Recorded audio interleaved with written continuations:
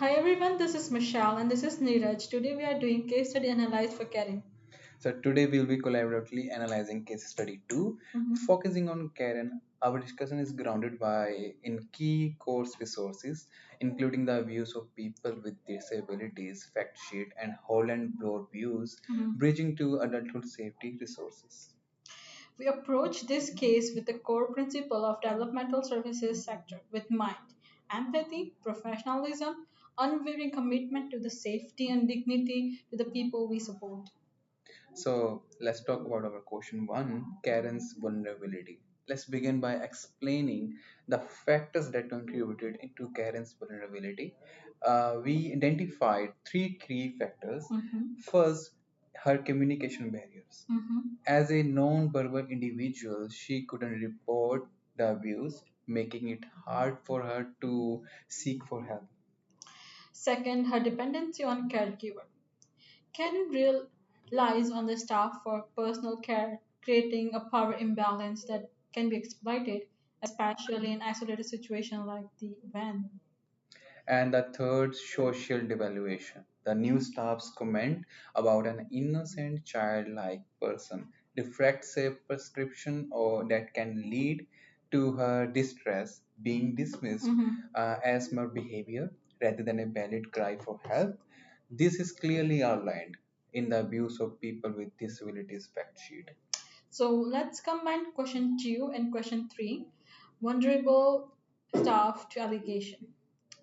So it's crucial to analyze why the staff were vulnerable to allegation. The new relief staff was vulnerable due to lack of training, which led to a panic driven mistake. Furthermore, his inappropriate conduct Mhm. of taking and posting the photo and his failure to report the incident made his actions look malicious, even if the intent wasn't there. Similar, the part-time staff was vulnerable to allegation of neglect. She failed in her superficial duty by leaving them alone and failed in the mandatory duty to report, which made her complicit in the cover-up.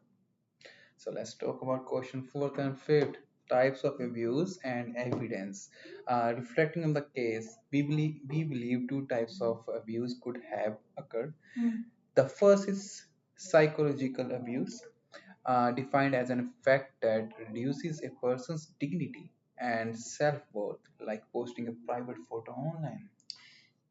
The second is physical abuse, which includes any non accidental use of force. Forcefully removing Corinne's clothes against her will, Yeah. as indicated by her immediate distress, could fall under this definition. Both are defined in the abuse of people with disability fact sheet. The sporting evidence is clear. Mhm. First, Karen's immediate behavior cues, the high pitched squeals, grimacing, and rapid hand flapping are direct indicators of distress. Second, we have the physical and digital evidence. Her shirt being inside out and the photos of her nude back posted online. This created a direct link between the staff member and event causing Karen's distress. Yeah. So let's talk about question six and seven, the part-time staff dilemma and duty. Mhm. The part-time staff to report for two main reasons: fear of retaliation from the new staff's threats and a mistaken belief that she needed solid proof to come forward. However, what she could have done is clear. First, she had a duty to file an immediate crucial accident report the moment she returned to the van. Second, upon describing the photo, she was obligated to report her suspicion to the manager immediately, not confirm the staff herself. Yeah. Let's go talk about question 8, Mhm. the manager's crucial role. Now, the manager's recommended actions for Karen, the manager must ensure her Mhm. immediate safety by suspending contact with the involved staff and arranging for a person-centered debrief with a trusted worker. Mhm. For the new relief staff, the manager must place him on paid administrative suspicion and conduct a formal investigative interview to get a full account of his action.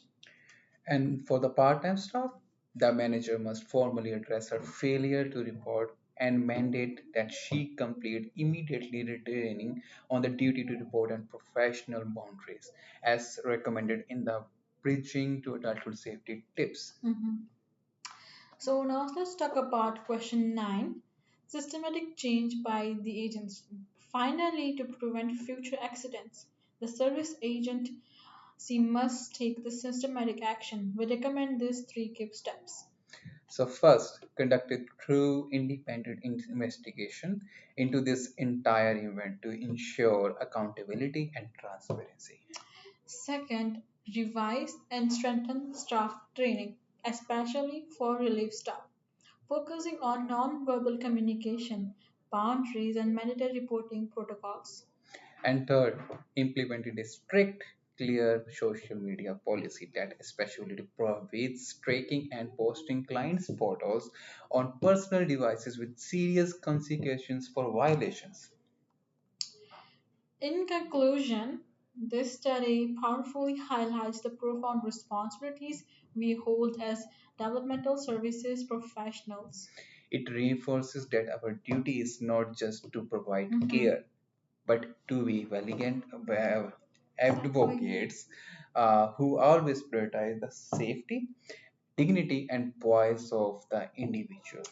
And to never ever ignore our legal and ethical duty to report.